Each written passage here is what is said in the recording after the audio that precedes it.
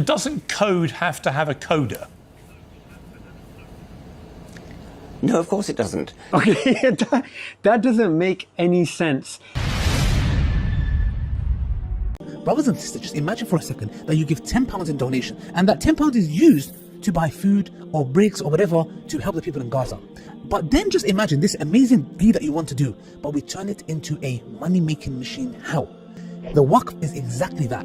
They take your money and the money that we are going to put in this waqf, this building, and every single time the money generated from that waqf, that building, is going to go to our Palestinian brothers and sisters for the next 20, 30, 40, 50, 60, 100, 150 years. And this will be a form of true sadaqah jariyah. Assalamu alaikum, welcome to this reaction video. We're going to be watching Piers Morgan and Dawkins. It's going to be interesting. What do you think of this, Adi? I'm excited to see the cultural Christian atheist, see what he has to bring. And, is he going to defeat Piers Morgan? Because, he's more senior, in knowledge. The clash of titans. When scientists and philosophers reason from evidence, they typically use a method of reasoning that has a technical name. It's called inferring to the best explanation, where the best explanation is one where you're invoking a cause which has the kind of powers that would be required to explain the phenomenon of interest. And you correctly pointed out in your conversation with him that when you get back to that, what physicists often call the singularity, the point where matter, space, time, and energy begin to exist, the materialist is really up against a huge conundrum, because prior to the origin of matter, there is no matter to do the causing. That's what we mean by the origin of matter, that's where it starts. Right.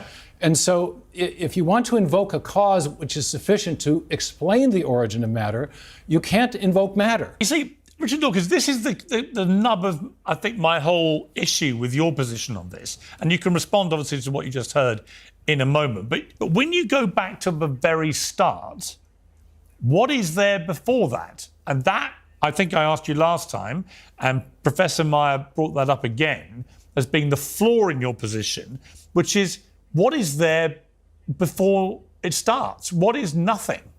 This is a question for a physicist, not a biologist, but what I would answer to Professor Meyer is that we need to explain complexity in terms of simplicity. And of course it's true that I cannot say what was there before the Big Bang. Okay, so he started off, and the first thing that he said, with respect, Professor Dawkins, is false. We have to explain complexity with simplicity. What's the evidence for that? They call it the Occam's razor, but how do we know that that is true? If we look at something, right, say you are studying the atom. It looks pretty simple. You got all these atoms that make up the world. Yet, what did physicists discover at the beginning of the 20th century? They discovered quantum mechanics. They discovered that actually, when you observe a particle, it acts differently to when you don't observe it. Young slit experiment. So the world turned out to be far more complex than we thought. So this assumption that everything has to be broken down into simple terms, what's the evidence for that? There's none. Yeah, exactly. I mean, he talks about, what was the other guy's name? Stephen Meyer. Yeah, Stephen Meyer said, it's like they're just pointing back to the first cell, or whatever it is. That doesn't explain anything. You're just pointing back to the matter. We're not talking about that. We're talking what created that cell, which is the question. But they keep saying, oh yeah, the first cell was complex and it replicated itself. In order for it to replicate itself, it has to have design in the first place. So yeah. Absolutely. And why one cell? But also going back to naturalism and materialism, it can't explain matter itself. Yes. Because it's insufficient. But I just wanted to add something else. Look, Richard Dawkins knows his stuff when it comes to biology. Obviously he does. But philosophy is a different thing. And Stephen Meyer comes from a philosophy of science background. He has a PhD from Cambridge.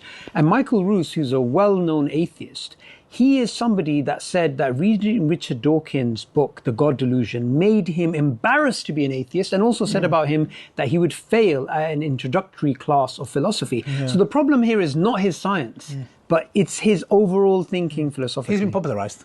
Physicists sometimes tell us that the word before doesn't even mean anything before the Big Bang. But whatever it was, but it has to, doesn't it? You cannot suddenly invoke... Doesn't it have to? Someone as logical as you are, and I believe you are, you think about this all very logically. A logical mind surely has to appreciate that before the Big Bang, there has to have been something before then. Otherwise, what is nothing? A physicist will tell you that but what do you tell me? you. So when he says a physicist will tell you, who is he really referring to? He's referring to the likes of Lawrence Krauss. What happened to Lawrence Krauss? Yeah, he got a janaza. So the fact is, he wrote a book, A Universe from Nothing. Nothing is something. You guys can see the debate with Hamza Sources. Like, if you're going to talk about something as deep as the beginning of the universe, you have to speak about philosophy. You cannot just speak about physics, because that's a point at which physics and philosophy becomes one. And they're so illogical. I mean, Pierce called them logical. They're not. I mean, these people use these terms and names, even like, rationality rules, your irrationality rules. Because I don't understand logic, right? You guys are the absolute oxymoron, the opposite of that. And here, look, he demonstrates that when he asks a simple question, simply what was before that? I mean, it's just common logic, and he can't answer it. I'm trying to tell you what a physicist would say first of all. They would say that you cannot use the word before for the Big Bang. Time began at the Big Bang. There was no before the Big Bang. I know it's contrary to common sense. Physicists don't necessarily deal with common sense. Well, it makes no sense, does it? And that's what I mean. I think you're a logical man. That cannot make sense to you.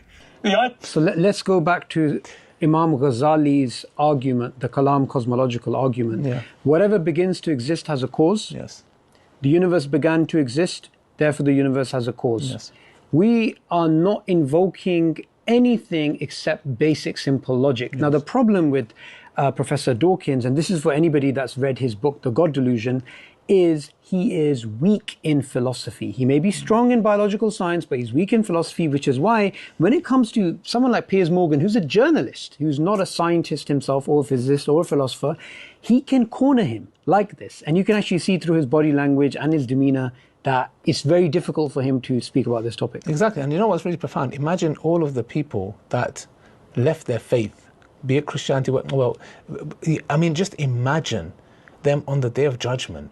And this clown is there with this illogical, irrational sense, whatever he has, yeah? And, I mean, just imagine the absolute, utter horror of listening to this fool, this clown that has no idea what he's talking about, cannot even explain the basic principle, except that there was something before.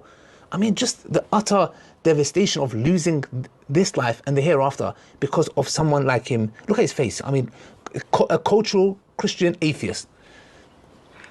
The thing that we need to keep in mind is somebody may be very good at their field. They may be very good at zoology. They may be very good at explaining, say, the selfish gene idea, which is what Richard Dawkins is very good at.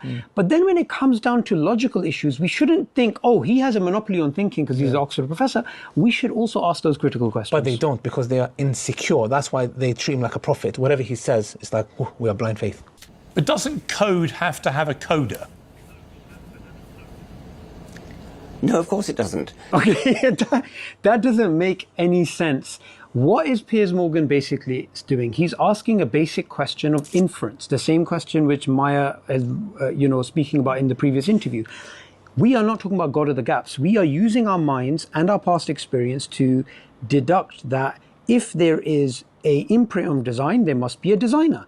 And if there's a code, there must be a coder. Yes. And, the other day when we were in Bosnia, we were, me, you and Zishan, we were talking about the genetic, the DNA strand, how it can be read from left to right or right to left, or it can be read 3D, and the amount of information in it. And then one of the things that you were saying is that it has more information than all of the books that you'll get in a library. So all of that information, we want to say, no, that's an accident. But here we are watching this video and we can see there's writing Piers Morgan, Richard Dawkins. Information requires intelligence. Exactly. Simple as that. But look at the confidence and the categorical way that he's speaking. No. Yeah. Not even a possibility of maybe. It's just no. Yeah. SubhanAllah. That's why the Prophet ﷺ said, a speech is like sihr. SubhanAllah. Look at it, he's just demonstrating that. I mean... Let's see what else he's saying. Okay. Code arises spontaneously at the origin of life. Something very, very simple, probably. Okay, wait a minute. Again, this is an assumption. This is not proven. What's the evidence for this? So he gives the answer and then he says probably. How do you know that? How do you know there's one cell, not 10 cells? Yeah, exactly. And information is something. Yes, it's like I said before, the example that I gave is that if there is nothing, yes, absolute nothingness. You cannot, it's irrelevant to time. Time is irrelevant to the equation because the thing and the elements to make that thing is not there. So how could you be talking about probability and, I'm not saying he said that, like, give it enough time, but he's basically talking about by chance. How could it come? How could information arise from nothingness? It's an impossibility. All of our experience teaches us what? It teaches us that if there is design, if there's information, if there's coding, we make an inference. But when it comes to the coding that we find in the DNA, we are told to switch off the logic button. We're told to not be consistent and to say, actually, categorically, there's no design. And this is the problem when you mix biology with philosophy, but you don't actually tell people that actually what I'm doing here is just my own personal belief. It's got nothing to do with the biological data, because the biological data is there's coding. Any inferences that you make, any philosophical things that you say, such as, no, there's definitely no designer, there's a background assumption of naturalism, which is not being said here. Exactly. And this is in a nutshell, we'll end on this note, is that this is kufr. Kufr is basically you are hiding the truth. You are basically, because of your ego, because you hate God, because I don't know if he said he was molested when he was young as well, I don't know if it was him, or whatever it is, you just hate God. And because of that, anything to do with God, the truth you are hiding. These individuals are the figureheads of hiding the truth. And there's absolute, sadly, idiots there following them to hellfire. I mean, we don't need to repeat, he's repeating himself like a parrot. I think the matter is clear, brothers and sisters, inshallah, and the days of atheism is over.